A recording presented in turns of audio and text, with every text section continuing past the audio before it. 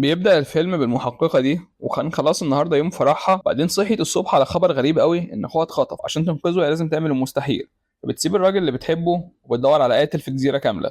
ودي المرة الوحيدة اللي بتقابل عقل فيها في نفس درجة ذكائها. مفيش حاجة هنا حصلت بالصدفة، كل حاجة كانت متقاسة بالمسطرة.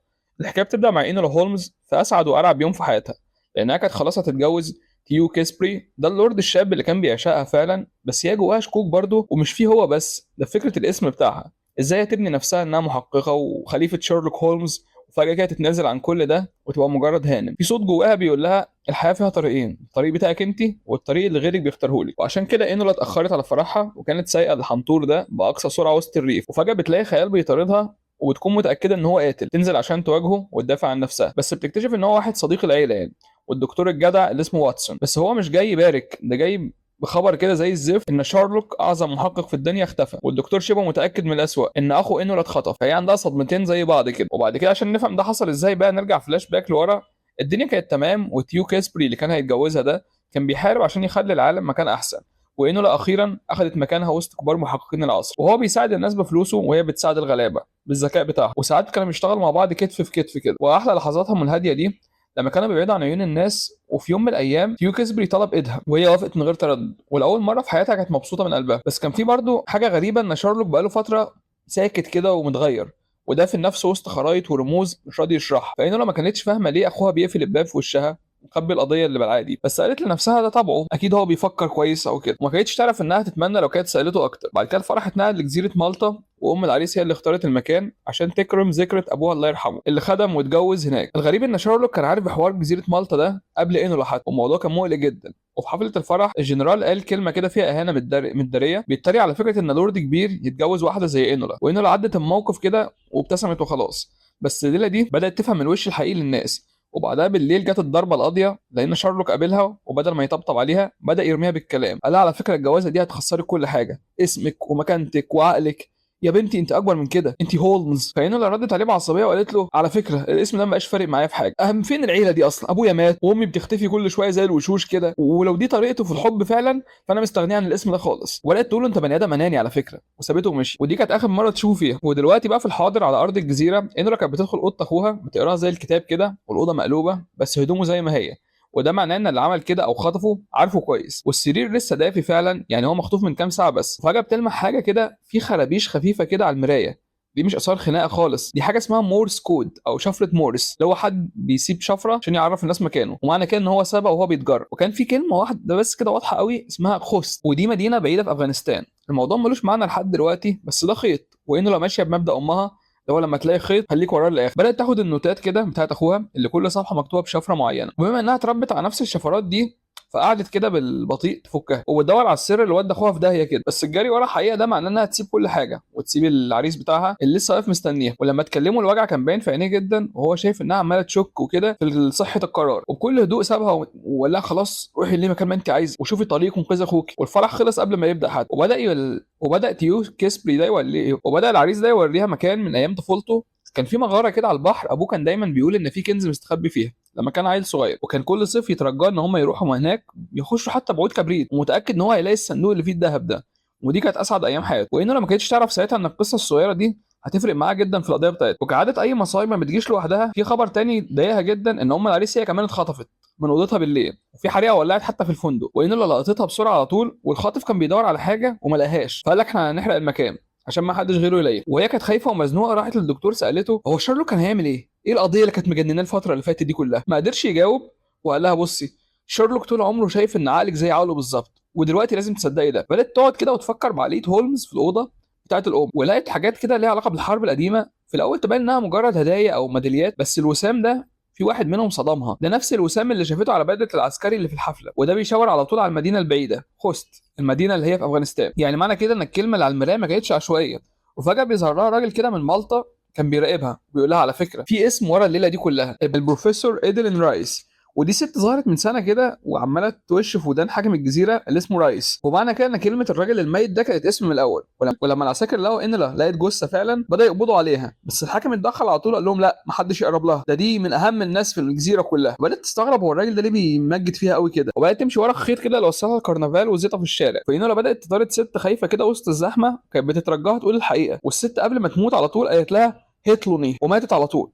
واخيرا بدأ يظهر حاجه كده للنور، في بروفيسور تانية اسمها موريارتي، ودي المنافسة لإنولا في القصة دي، وهي نفسها الوحيدة اللي مخها نفس مخ شارلوك. كانت مستخبيه وسط الناس بتسمع ده كله وبتلعب بيهم كلهم، وهي اللي حابسه اصلا او خاطفه اخو انولا. موريارتي دي بقى اعترفت بكل حاجه، قالت انها مخليه شارلوك عندها للتسليه ومخبياه في الانفاق الجديده اللي بتتحفر تحت المدينه، وقالت لها بتهكم كده بكل الاعلانات اللي نزلت في الجرايد. الفرح ده اصلا كان كانه دعوه واصله لي لحد عندي، انا جاي اهد العيله بتاعت هولمز دي خالص، ودي مجرد البدايه. وبعد كده بتظهر شخصيه تانية كده بتضربها وتبعدها، ودي ام انولا الهربانه من العداله طبعا، بتظهر كل مره حسب كلام انولا. دخلت الجزيره في السر عشان تشوف بنتها وهي بتتجوز، والمقابله بينهم كان فيها لوم كتير، بس كانوا باين ان هم بيحبوا بعض. بس انه ما فيهاش وقت للمشاعر لانها عايز تلحق اخوها المخطوف قبل فوات الاوان. وقبل ما الام تختفي تاني سابت لها مفتاح الحل، قالت لها بصي موريارتي دي مخها عبقري زي شارلوك، عشان كده بصي للي قدام عينك بالظبط بعدين بصي وراه. اللغز دايما بيبقى على مقاس الذكاء الشخص اللي بناه، وما تقلقيش ابدا شارلوك لسه عايش. وفي وسط الهدوء ده انولا وتيو كاسبري او اللي هيتجوزها بيلاقوا طريقهم لبعض تاني.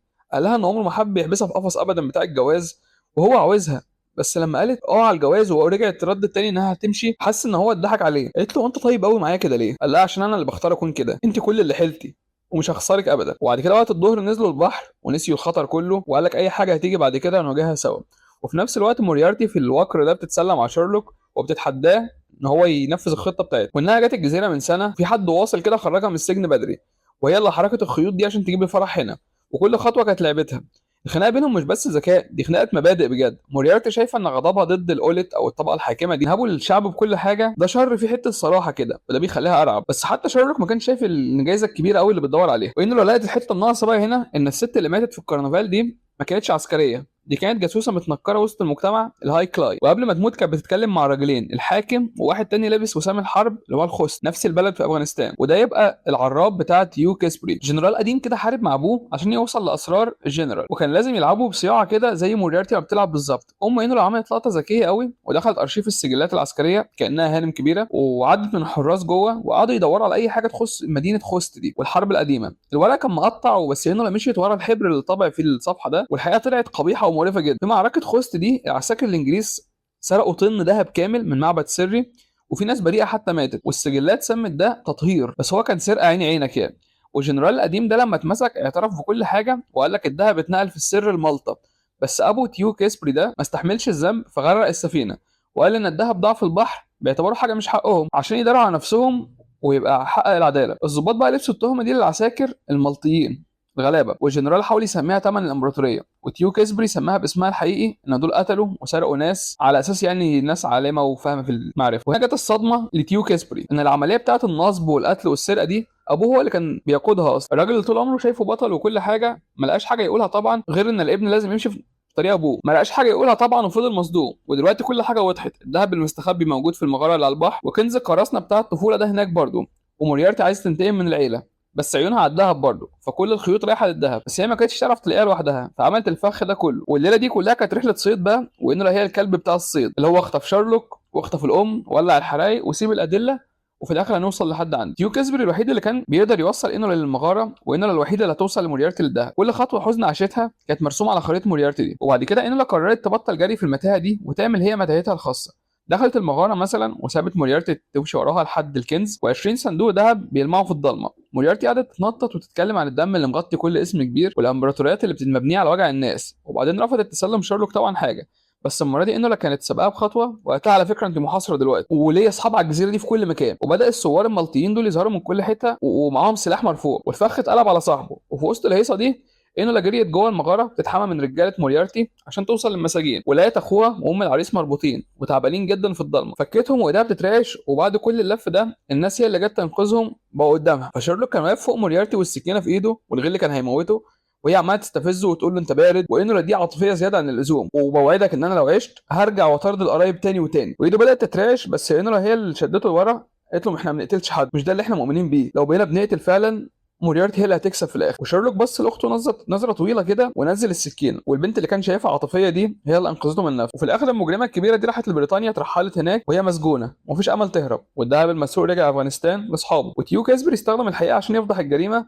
والاول مره بقى في كلام علني ان مالطا ممكن تبقى حره في يوم من الايام. الجنرال بقى القديم ما استحملش الفضيحه والعار، قال لك عشان خاطر المملكه دي والبلد وانتحر، والامبراطوريه حافظت على سرها، بس السر ده خسره كل حاجه. اما بالنسبه لان لو شيرلوك، فالمشاكل اللي بينهم بدات تتحل، واعترف ان هو كان غلطان لما قلل منها، وهي هولمز فعلا، بس هي اكيد اكتر من كده، ممكن تكون كمان استثنائيه، والاثنين من اذكى العقول في العالم. وتيو كاسبري اخد قراره كده الرايق ان هو مش هيخلي انه تخسر اسمها، فتنازل هو عن لقبه. مفيش لورد ومفيش املاك، مفيش، مجرد راجل عادي عايش جنبها كراس براس، وهي فضلت باسمها وهو ساب اسمه، واتقابلوا في النص. عشان كده انرا طلعت غلطانه في الجمله اللي قالتها في الاول، ان القصه الحلوه ما بتبداش بفرح، دي بتنتهي بيه، واتنين من غير القاب بيختاروا بعض بشروطهم هم. ده كان الفيلم يا جماعه، الفيلم ده لسه نازل على نتفليكس. اشوفكم في حلقه جديده، وصلوا الفيديو 40 لايك، ومع السلامه.